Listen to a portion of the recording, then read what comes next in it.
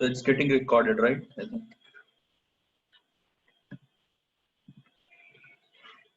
Okay. I think yeah. So our first question is like power of 2. We are given an integer. Uh, we have to write a function to determine if that is a power of 2 or not. And if it is, then return true else false. So like how do you proceed in this case?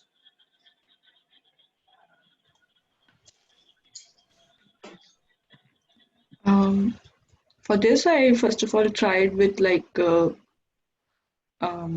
as we know how we depict the binary, which is 2, 4, 16, 18, like 32. 32 bits. Yeah. Yeah. Yeah. So what I thought, I just go till to started a loop with that brute force approach, and like start a loop with in the range of 32, and Okay. just check if that power of 2 raised to power I is equal to the n which we have, that would be answer. Otherwise, if it is like in the range of like 2 raised to power I minus 1, or 2 in the range of 2 raised to power I minus 1 to 2 raised to power I, our number lies in between that, so which means that we don't have answer of that, so we'll straight away return false. Yeah, Also that's find out number of set bits in its binary form. pardon? It will have only one set bit, right? Yeah, the power of 2 will have only one set bit. Yeah, that's So correct. we can check that, like what are the number of bits, set bits in its binary representation. Yeah, correct. So yeah, for that you can do with previous. If you do the AND, then that particular set bit won't be present in the non-2 number. I mean, the number which can't be expressed as a power of 2. So it will become 0 in that case, right? Like what I was saying. Let's say 8 is there. So 8 is like 1,000, right? And if you go for 7, the set bit which is the bit which is set for 8, this will become 0 for the 7, and it will become all these three will be 1. So entire result will be 0. So which shows that the number with which you were doing, that was a power of 2. Or you can check also set bit, like if there is only one set bit, that's also nice one.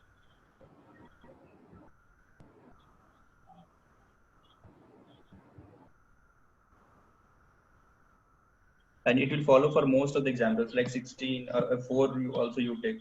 4 means what? So it will be 8, 4. So it will be like your 0, 1, 00. And coming to 3, if you take whichever bit is set here, it will become 0, and these two will become set bit. And if you do again result, it will be 0. So it shows that the previous number which you were taking was a power of 2.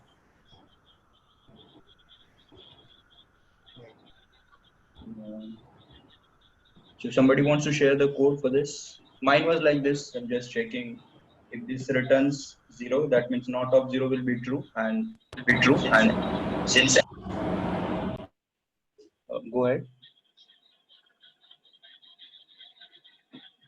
Okay, so if it returns 0 and not of 0 will be true, and in greater than 0 I'm checking because I'm going for every previous time. So if I'm at 1, I shouldn't check for, if I had 0, I shouldn't check for -1. So if it is a power of 2, it will return true, otherwise false. Or if somebody wants to share their own code. I have that code which is like I discussed, like going in a range of 32. Oh, share it. Sure, 1 second.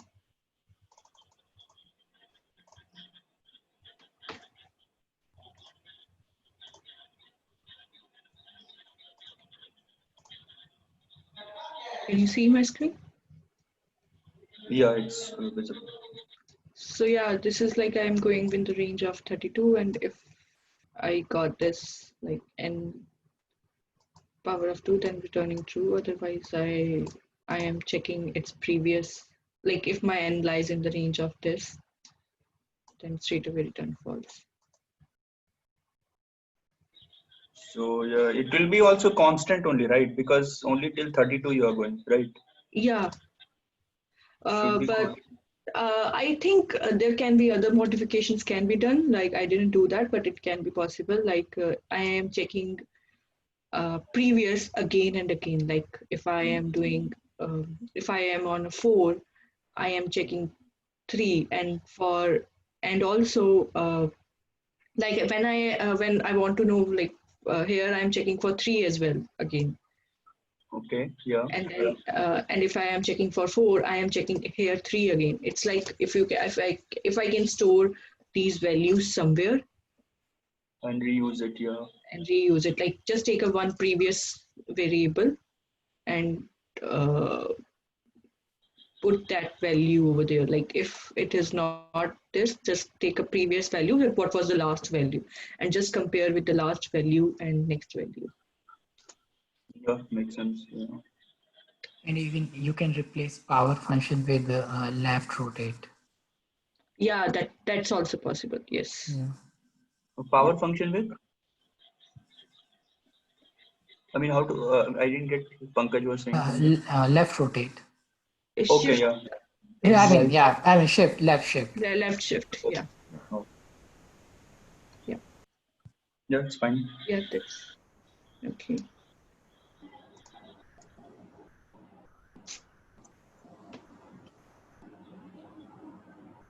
Okay, let's go to next one. So a binary search tree is given. We have been given a root of the BST and value has to be inserted into the tree. Return the root node of the BST after insertion. It is guaranteed that new value doesn't exist in your original BST. There may be multiple valid ways for insertion as long as the tree remains a BST after insertion and you are supposed to return any one of them. So like here after adding 5, 5 is greater than 4 but less than 7. So to the left of 7 and that's why we have to return the root. I mean 4 would be returned. And this is also one of the valid way of 4 become the left child of 5. And yeah, it's guaranteed that value doesn't exist in the original BST. And these are the numbers or the constraint within which your nodes will lie. Yeah. So what would be the brute force here? So here first we have to search the value, right? So it has to return -1, and then once we got -1, then we can add our value element to the binary tree wherever we want, right? Yeah. So you would be comparing with the root first, right? The given value. Yes, because we have Which to make sure that the value does not exist, right? So whatever the value is, suppose we have here 5, 5 should not exist by default. So that we have to make sure, right? And then we can add 5 in it. they have mentioned that 5 won't exist there already. It is guaranteed that new value does not exist in your original BST. Okay, okay. Then it's not a problem. Then we can start comparing with the things and then we can insert 5. Yeah. So do you have code for this? No, actually, I was in the middle of it. Okay.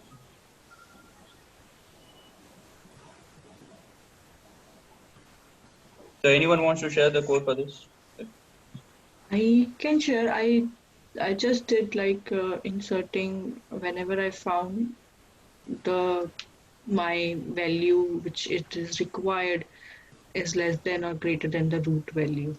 Just reverse. Like whenever I found any value which is null, like when I am traversing, for example, here I need to put 5.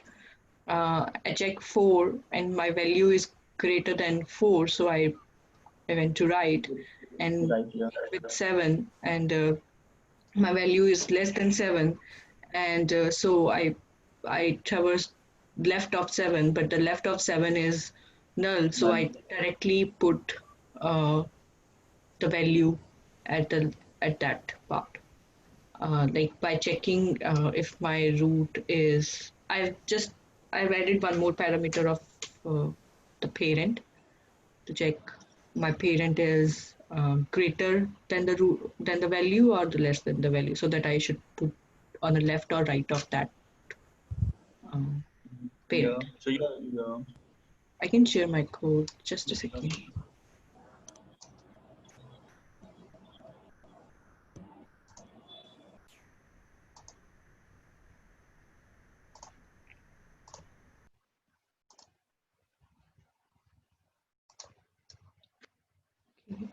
Can you see my screen? Yes. Can you? Yeah. Yeah. So I am. This is just a check. I am calling my helper function by passing null. This would be the previous, or you would say the parent of the Initially, next. parent is none. Yeah. Yeah. So initially the parent is none. I am checking. This would be the last step. It's like I'm going for uh, pre-order. Like first of all checking for the root, and then no, then right and left. It would be like reverse pre-order. Yeah. Yeah. So it's like Because like here I'm just checking if it is less than root my value is root is less than the value which is required. I'm just going with the right, otherwise it will go to left. And as soon as I reach the null value, I'll be checking. I'm also passing the previous as a root. Like yeah. I'm traversing to the right, but I'm still passing as a root. What would like what as a parent? What was the parent of this child? So that parent, and if as soon as I get the null value, I'll be checking like what was my parent's value? Was a greater than the target which I require, or left or less than? Uh, so if it is greater than, I'll be just put that in a left of that parent, otherwise it will be right. Just return that. So overall time complexity here should be order of n only, right? Because only once you are visiting the nodes of a tree. Or Yes. Like as mentioned, it's order of, yeah, it would be order of n, correct. because either of the path you will decide, right? At every point. I mean, if you compare the route, you will go to the right or to the left. Yeah, all the routes I'm deciding on the basis of the route. It can be done like how they mentioned over here, but which I thought like would be more tricky, but can be done. If someone has done like to make these kind of approach, please free to talk. I am looking for this kind of a thing. I was not able to get this. I think the complexity of this would be O of H. So that is worst case, a height would be n, no? If it is a skewed tree. Okay. All right. But can we modify the tree structure, tree node, because the structure is fixed? So Because we are modifying, to make that's it why balanced, I mean, yes. We I think are we are we are. modifying. Sorry, go ahead. I think we are modifying the structure. That's why, I mean, we are able to put 5 at the root and changing the position of 4 to the stream left. I know Yeah, we can modify a structure. I'm talking about structure, so tree node structure. So to make it balanced, we have to keep some additional member, maybe height, or in case of red black trees, some property pointer. So we can't do this, right? Yeah.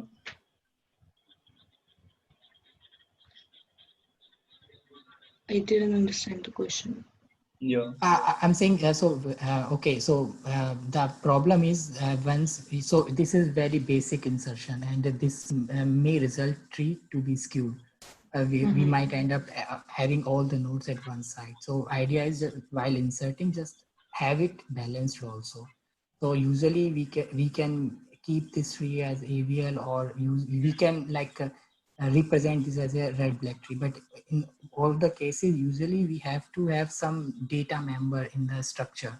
So it can be height or some red or black property, but we can't modify the tree structure here. It's fixed. I'm talking Oh, so about you're telling, tree node structure. so you're telling if it is increasing, you'll try to balance it, right? I mean, like Yeah. in AVL and all, at every step after Yes. inserting, Yeah. if it is, going beyond the heights, you just try to balance it, rotate Mhm. it. Mhm. First of all, like you want to try to balance it, and if it is not, then there's what other solution if it is. So I then mean, try in to, AVL, we insert and at the affected node, we try to rebalance it again. And that's the basic algorithm. have you tried that way? Like, No, but so my question was that this tree node structure is fixed. It has the pointer to left and right and the value. We can't modify this. modify, okay, yeah. So I don't know whether it's possible or not. They haven't mentioned anything also, yeah. Okay. Yeah. In this question, they didn't mention about it, but maybe some other.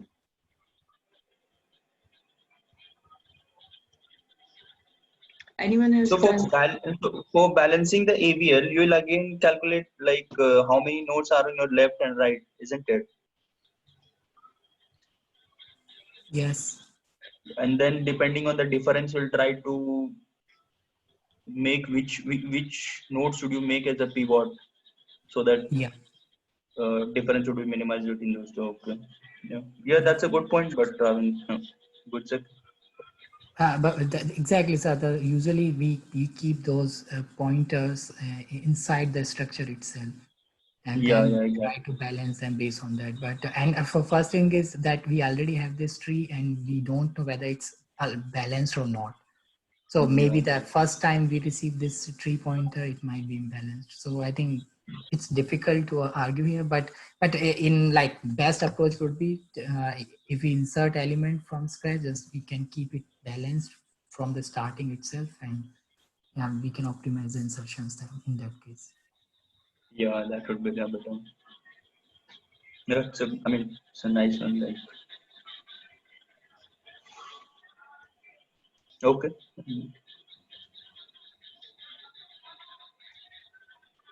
So anyone has done using recursive? I mean, C has also done like anything else apart from this? Any other solution?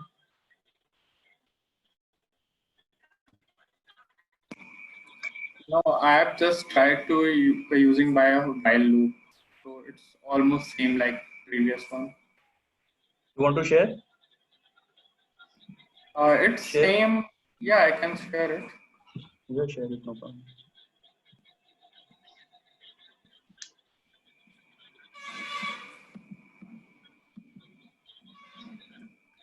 You can see my screen. Yeah, it's very. Yeah, so here just I use while loop, and it default is it is true. And when I get to when I get to a last fruit and there is no value, uh, so that then I assigned it to left and make it false, and after that I return the last head.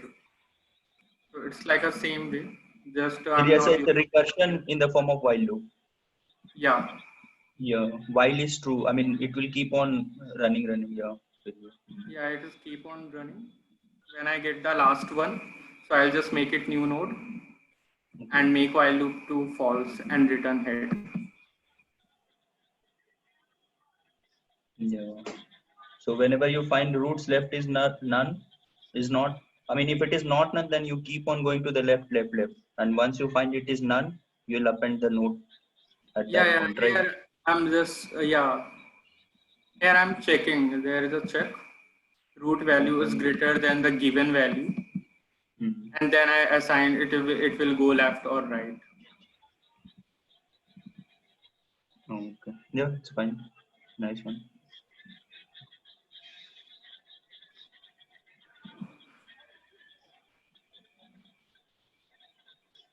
Any questions? Anyone for this?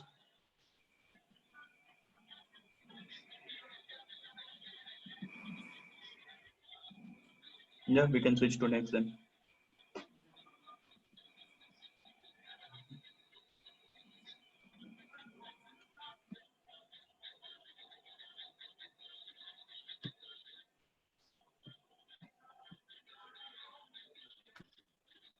Mine was similar only. Like, is the breaking condition. If the root is none, background can just return the if your Your value voice is is less than. Okay, okay. Yes.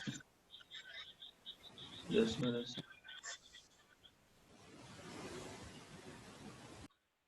Yes, fine now, right? Yes.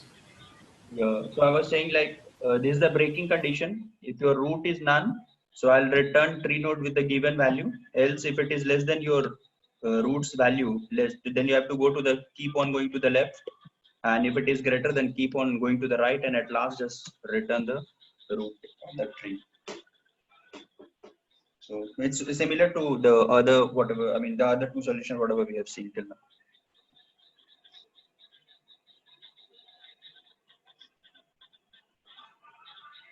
So any queries here, or we can switch to next then? You can switch to next. No. The last one is like minimum falling path sum 2. So they've given a square grid of integers. A falling path with non-zero shift is a choice of exactly one element from each row, such that no two elements chosen in the adjacent rows are in the same column. You have to return the minimum sum of a falling path with non-zero shift. So it's like you have to pick minimum number from this, minimum number from this, and minimum number from this, such that those numbers shouldn't fall in the same column. So for picking any number from here, three possible choices you have. Then if that particular column is picked, you can't pick that column in this. So two choices here and remaining two choices here. So total four, what do you say? 12 possibilities are there, and out of which this will give you the minimum sum, which is 13. So that is what we are supposed to find here. Yeah. So what would be the brute force in this?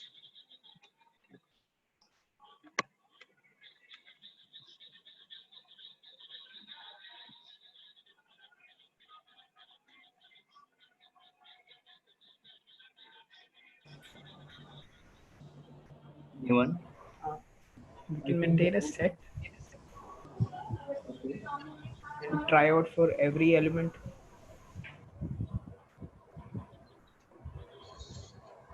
Or like first we'll pick one and then next element from second, I mean second row, right? Yeah. And again next element from this row. Yeah, we won't pick one. Like if we have picked one in a row, we won't pick one in the second attempt. Next one. Yeah. So you'll, I mean, like this, you'll calculate all the possible, I mean, all the, what do you say, all the Yeah. possibilities, and out of that, pick the one with minimum sum. Yeah. Backtracking that. Yeah, How were backtrack. you using the set? Sorry. How were you using the set? So just to ensure that I'm not picking one again. For example, if one is there in the second row, Yeah. so whatever I Right. pick, I put in the set. Okay. So in that way. Let's say instead of in the second row, instead of 5, it is 1. Yeah. Then because it taken one from my first row, I won't be taking one in my from the second row. I'll take 4. No, but uh, when you're saying 1, do you mean 1, the element 1 at index 0, or do you mean the index 1? I mean the element. No, but But if let's say second row is full of triple ones, then I mean one, all the three are ones. also, the question is actually that we cannot pick the same column. Like, we don't have to worry about the element, it's just that we cannot pick the same column. Oh, Okay. can you come again? Like I didn't get. Sorry? I didn't get like. Okay, so in this example, 1, 2, 3, 4, 5, 6, 7, 8, 9, like in the first row, let's say we pick 1. Then Okay. for the second row, if we pick 1 from the first row, then it means that in the second row we cannot pick the element at index 0. Yeah, that column you can't pick. Yeah. Right? We cannot pick the column irrespective of what the value is. So even if let's say 1 at index 1 or 2 in the second row, we can pick that. but it just we cannot pick the same index as we picked in the previous row. Yeah. I think even set won't help us here, right? Yeah, even I don't think so. Yeah, Harshit was, yeah, yeah. I'm just thinking loud. I haven't coded this. So for brute force, what I was thinking was that maybe we can call recursively every for every index, uh, for every row. We can, let's say we have a recursive function, and we pass it the index, like the index that we picked in this row, and yeah, and the next rows. So what we'll do is simply recursively call compute the values starting from row 0 to all the way to row n minus 1, and we'll have like a class member or global variable which will store the minimum cost. And in the end, when the recursive function ends, it simply just does like the global value, global ans is equal to minimum of global ans and the value calculated in the recursion tree. into- Can somebody explain like why a set will not work? Like, because let's say he's taking one first time from the first row, right? okay, Next time, let's say instead of 4, 5, 6, all the three are ones. Like at 4, 1 is there, at 5, 1 is there. So so we can't so pick. what Yeah. so what I can do is that I will call first I will call the function with an empty set, right? And when I will put one in that, when I will consider one as our answer, then we will put index of one in that unordered set or whatever set you are taking. Yeah, And then then it when I will will work. call, Yeah, so we can work with indices, right? yeah, Let's in let's the yeah, pair of values, something like that. let's say in that case, let's say for the first row you picked index 0, then for the second row you picked index 1 because 0 was already occupied. For the last row, does it mean that you will not pick the index 0 again? Yes, I think that is the case, right? I don't think so. I think you can pick the index 0 again. It's just Yeah, that zero. It shouldn't be consecutive. I think. Zero. right, right. Yeah, you can pick zero. Then Yeah, vector can work. that's it.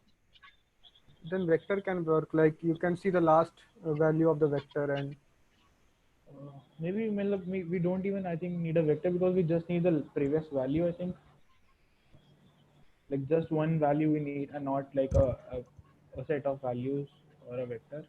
like you're talking about maintaining the last index, right? Right, just right, just that.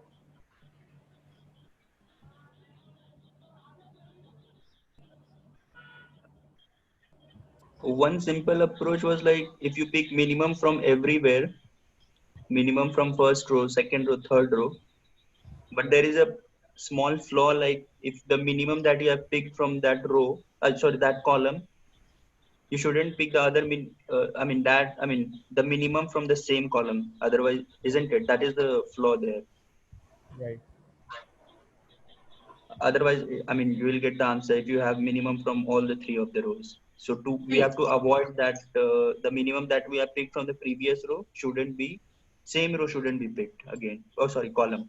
No column, yeah. So, for example, if we are traversing through for zeroth row and we are traversing by columns, then we should not pick the index which is same our uh, of our column. We should pick the next two and take the minimum of them. Is Oh, that so you are avoiding, you are ignoring that column. yeah? I'll be ignoring that column and we'll take yeah, will I have to take the next rows actually Yeah. because let me think. Yeah, because I don't want to. If I want to add something in my row, in that, for example, this, I need to check my uh, this rows minimum. Not I'll not be checking 4 for sure. I'll be checking 5 and 6, and whosoever is minimum, for example, 5, then 5 plus 1 would be 6 over here. But again, how come you know that in which row? I mean, you have to check all the 3 rows of first. So yeah, these 3 rows. So for if I start with this, so which means that we need to start from the downwards and then need to go up something from the last row and then go up. Okay. If we have, we need to take some kind of a extra array or to store these additions, because if I reach over here on the first top row, I just need to take the minimum of whatever at the top. Yeah, So do you something have like, any like? I'm just thinking loud. Okay. So Ronnie was talking some recursion. Like, can you explain it on whiteboard or anything like that? Something. Yeah, I'll try. What is the limit of n, Shashank? Limit of n is like 200, I think. length 200. Yeah. 200. So Ronnie, what you are talking, I think it's like n queens, right? In Queens, I'm not sure. Okay. You go on. Uh, okay, I'll just share my screen and open a whiteboard. Or you can annotate or you want to share? And it's better even if I'll just say anything there. We can build it that way. Oh. So can you like just take this example, example one. Okay.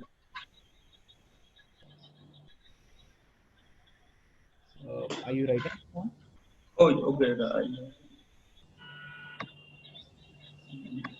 Yeah. This one you are telling, right? Right. Yeah. So Uh,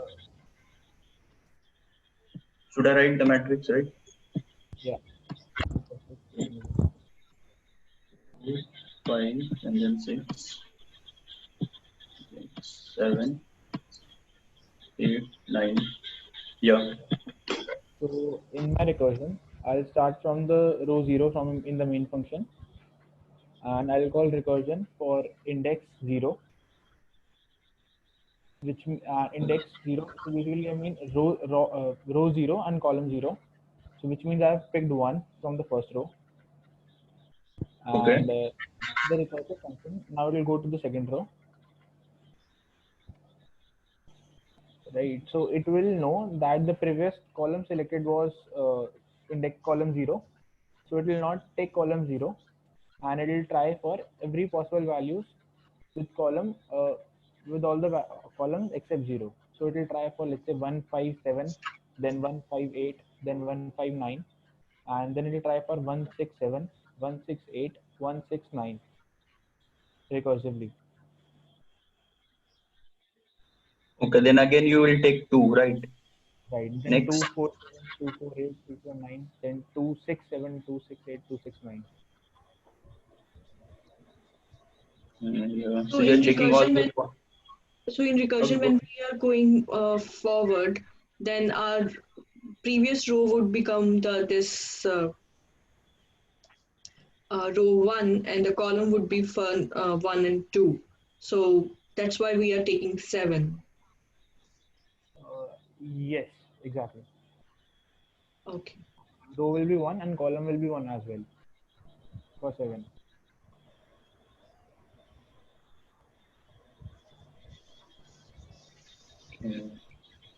So did it pass? I mean, it didn't hit TLE.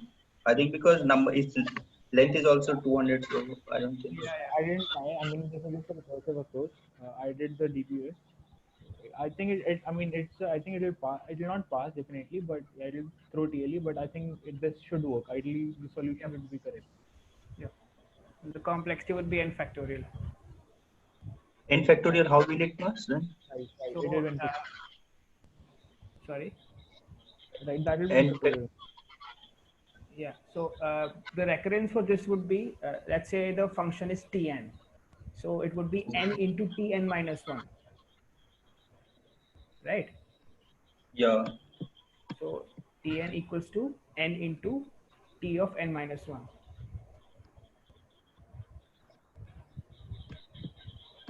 So if So we every time keep you are on, kicking out one element. Yeah. Okay. yeah, so this would dissolve into n factorial. But it's huge one, right? N factorial is somewhat like n raised to the power n its factor. This is like Yeah, somewhat similar to this. Yeah. yeah. So that's why I asked you n value. I don't think so it will pass then. I don't think it would pass. Yeah. Maybe if we use memoization in that. Yeah, Yeah. I think it's only till 50 that factorial computations can pass. Only till Yeah. what value?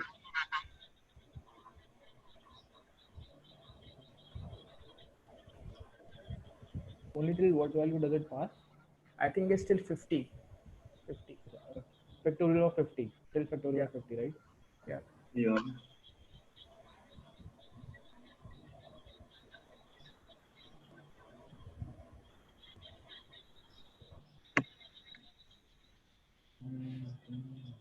So one like what I was going through some blog, what I saw that they were calculating minimum from every row, but for the previous two rows they are checking because adjacent two rows shouldn't have the minimum in the same column, right?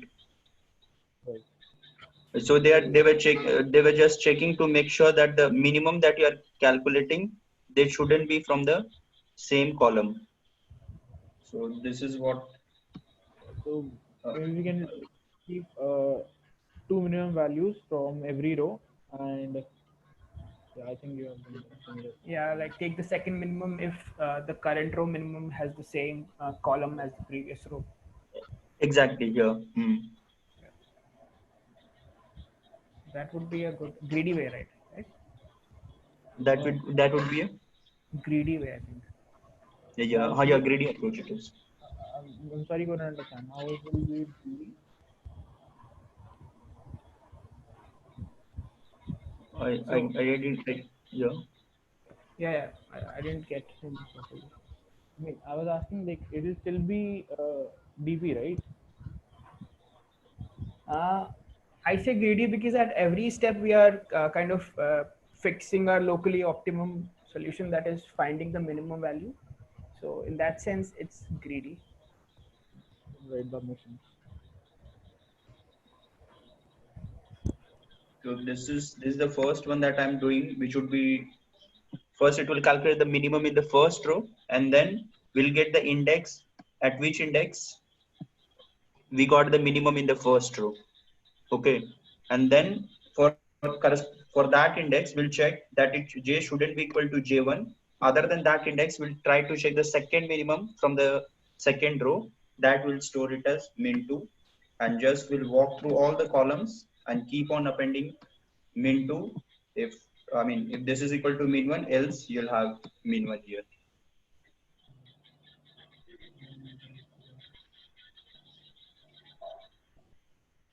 Yeah, looks good. Yeah, but most of the places I saw top down, they are using, DP concept they were using, what I think somewhat similar to Ronnie was mentioning. But I actually did that one only. So Should my complexity is I think n cubed. Hello? Hello. yeah, Here is line number 6, min 1 equal to min of m of I minus 1. What does it return? like for the let's say if you are at the third row, Okay. then you need to calculate the minimum for this and minimum from this, right? So for the every previous row we are calculating the minimum. Like let's say if you are at the first, sorry, we are at the first, so we'll calculate the minimum from this. Now we got the minimum from this. Now we'll check at which index we got the minimum. So corresponding to the, now we'll find the minimum here. If it is present at the same index, we'll ignore it and we'll go for the second minimum, which is I'm doing in this one. Here I'm getting minimum from the previous row.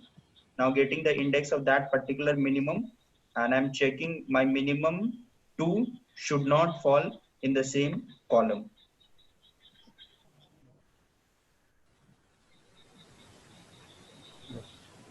which is going to, otherwise it will violate the condition what they have mentioned.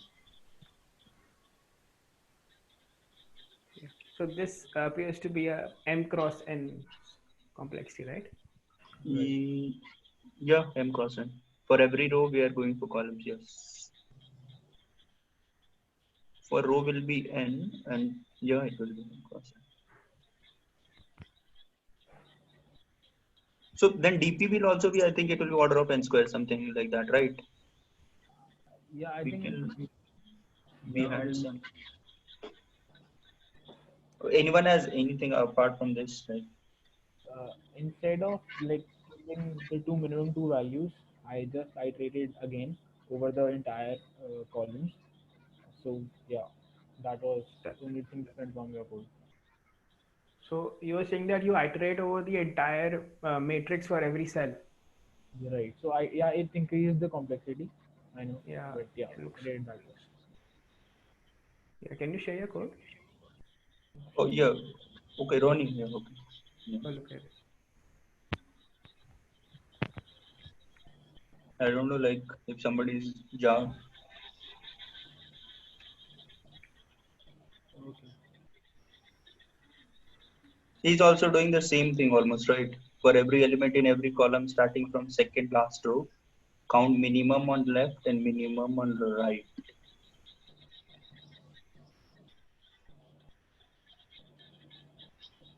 So it's going from n minus 2.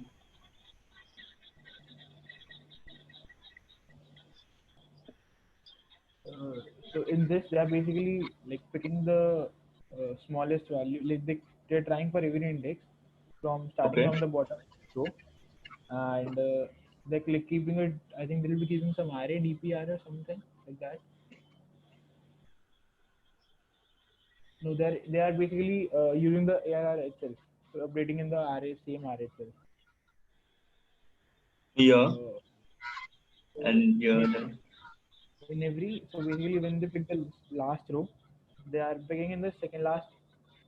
They're going like from bottom to top. So when they are at the second last row, they are picking the looking at the last row and checking for all the minimum values that they could pick, and simply updating the second last row. So now when they are at the n minus third row, they are simply looking at the n minus 2th row and then picking the minimum value possible.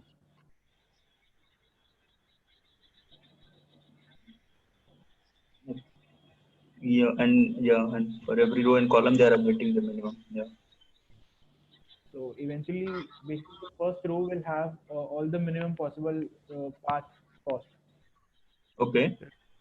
Right? So eventually, in the last for loop, they'll simply return the result, which will be like the minimum value in the row, in that row only. What is last line like this one? So Oh, there's updating the max global minimum, right? So right. that is, yeah. So they are also exhaustively checking all the possibilities, right? With every element. No, they're not checking every possibility. They are just picking the minimum possible values at every step. It's okay. So if you see at like this for int k equal to 0, k less than col, Yeah. it's similar to your min1 and min2, I think. The previous one, yeah.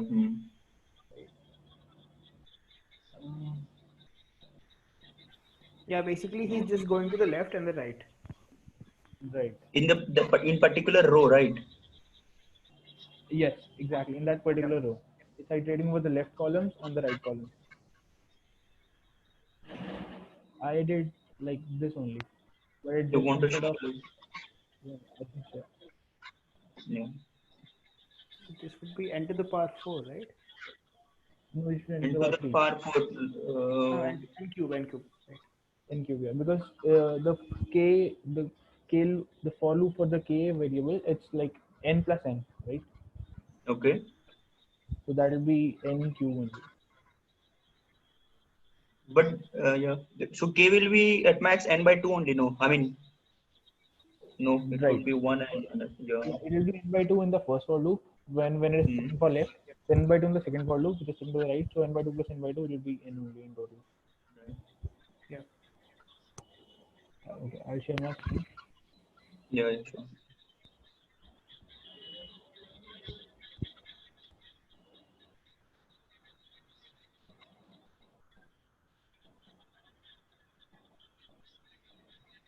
So this is the code. I check for rows. If row is, there's only one row, then only any element in that row will be the minimum. So I'm just returning that. Otherwise, Okay. checking for column, creating a DP array.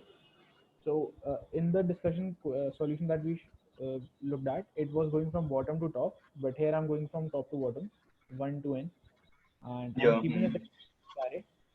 So the first row for the DP array will be same as the array itself, Yeah. right? Yeah. So for the subsequent rows, I'm checking for every row, for every column. I need to calculate the minimum column value that I can took from the previous row, right? From I minus 1th row, right? And Yeah, it's such keeping that, that row. Okay. right, such that column is not same. So I'm skipping here, k equal to j, so skip the column, Okay. and Yeah. here I'm checking the minimum column value. So this is minimum element from different columns. So it will be same as the current minimum value and the previous row of the kth column, right? Quiet column. Yeah.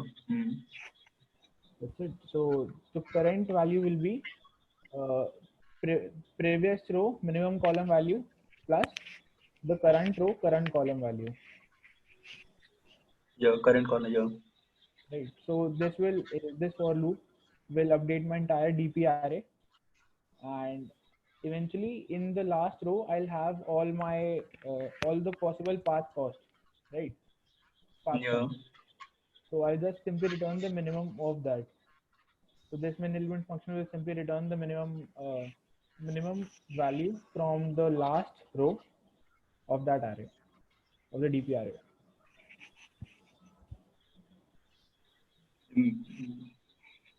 So what is line 30? I mean, can you come again? Yeah. So I'll just let's say the value is this is my array. Okay.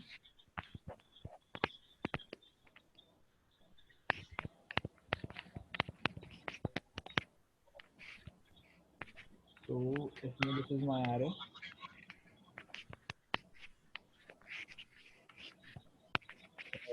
then my DP will be something like this.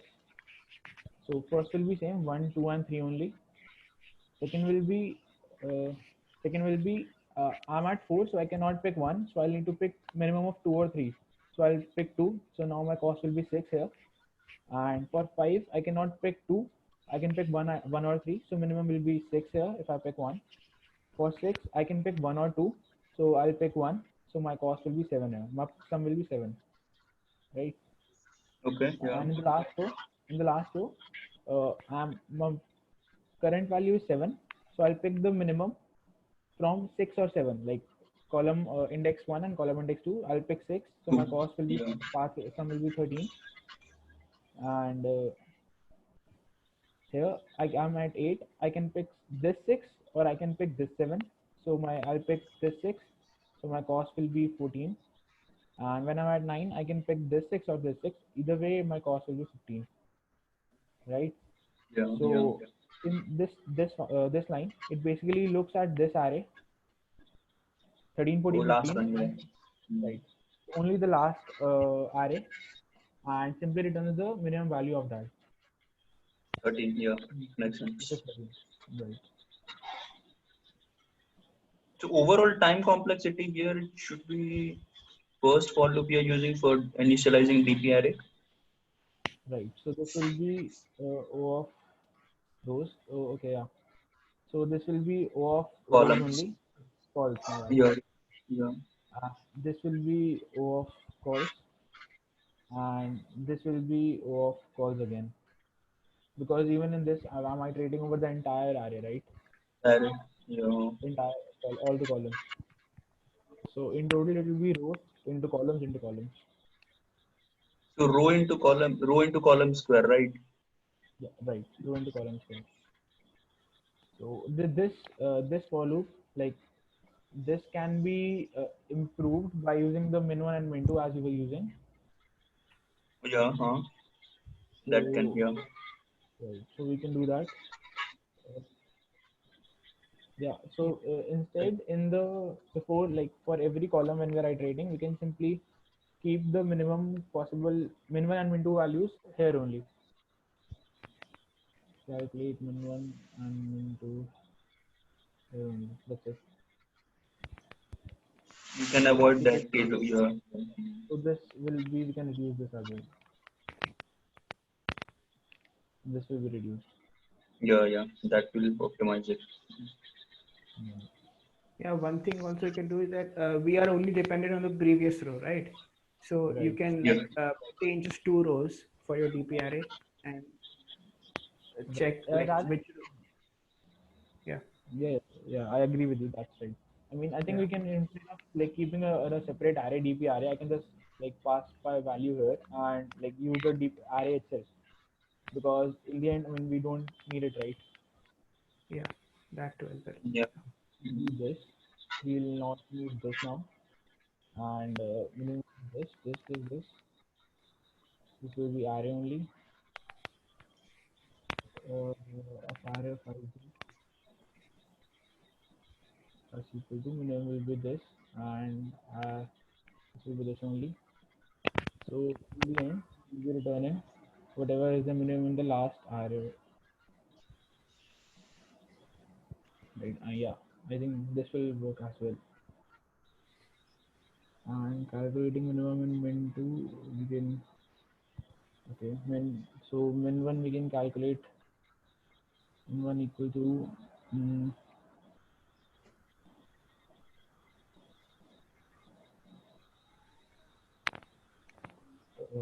I of I dot begin, array of I dot end. So this will give me min one, and for min two I'll have to iterate. Min two equal to max for auto involved in of I of I. No, I think I'll need to keep the index as well, so we can skip it for now. Yeah, Yeah, that will I work, think. yeah. One solution I could see, I mean, one more solution I could see is that if we rotate this array anti-clockwise by 90 degrees, like change my last column to my first row. So can you write that array, Ronnie? Yeah, sure. Okay, Yes. so So 741. no. 3 7 15, like last row to first column. Sorry, last okay. column to first row. Yeah. 3 7 So 15, you then were talking about here, right? yeah. 90-degree rotate. Yeah. Go So ahead. 1361, 1361. and then it will be 1462, 1462. 3750. I'm saying something else, I think. So let's take this example: 1 2 3 4 5 6 7 8 9. Right. Oh, that one you were talking. Okay. Yeah. Okay. So it would be after rotation. What I'm saying, it would be 369, Okay. 258, Okay. and 147. Okay. Now I simply like that question where we have to find the. I mean, now I've simply, if I find the minimum of each row and maintain a heap min heap kind of thing, and so I think that would work, right? I'm not sure. I think, I mean, we'll still have to consider the cases where index should be different, right? No, But that we have now taken. instead of So now okay. for the first row, my minimum would be 3, right? Yeah. So I Right. take that 3, and for the second row it would be, no, I think 2. yeah, that would be a problem. Right. Yeah. So actually now instead we are not taking the, now since we have rotated it, I don't think we'll need to go row wise, we'll be going column wise. Yeah. It's But the same thing. yeah, it's the same thing now. So the question will be same now.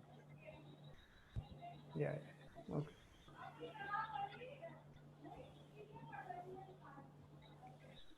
Yeah. Yeah, like nice. We can try this one. I think that rotation one, but Yeah, I was just thinking loud. That's it.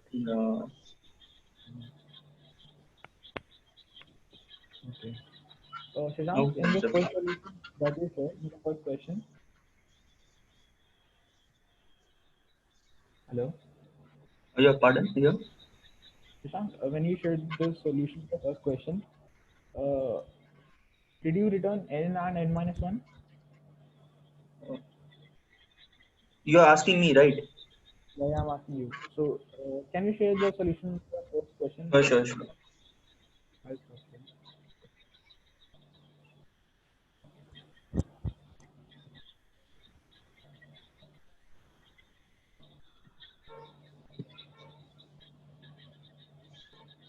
Yeah.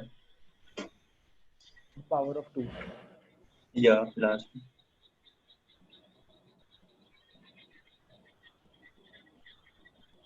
No, the first question I'm talking about. The question where Oh, power first of 2. question. Okay. In this, I was not able to understand. In case of n minus 1, what will it do? So it will do like, let's say 8 is there. So 8 will have what? 1, 0, 0.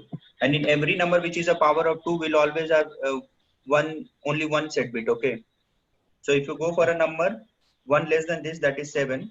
So whichever set bit is there, you just make it 0, and remaining all will be your unset bit will turn to 1. So this is your 7, right? And when you do end of it, 0. So this is only possible if you have a number previously which is a power of 2, because it will have only one set bit. So I'm checking this one. So if it returns true, if it returns 0, not of 0 will be true, and this n greater than 0 I'm checking, because if let's say 0 I am, so I can't go for -1 checking, right? So Okay. Let's say we have n equal to 1, then it will take 1 and 0, which will be 0. So not will be 1, right? yeah, So, but what if n is minus 1? Then in that no, case, that's why I'm checking n should be greater than 0. This one okay, so if n is minus 1, it will automatically return false. false. Yes. Oh, okay. I was not able to get that. Yeah. Okay, cool.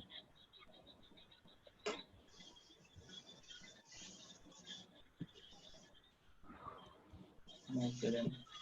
So any other questions or anything? Nothing as such. I'm good. Okay then. Thank you guys. Thanks, Ronnie. Harshit. Thanks, everybody. Thanks Thank you. everybody. Thank you.